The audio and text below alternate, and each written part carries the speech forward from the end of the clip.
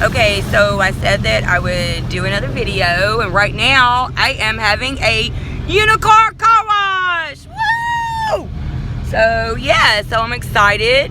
Get some unicorn going on. Now it's washing it all off. So now that my car is all unicornified, the Rainbow Sock Ninja is excited. So if you didn't know, I would like to call myself Rainbow Sock Ninja because that's what most of my handles are.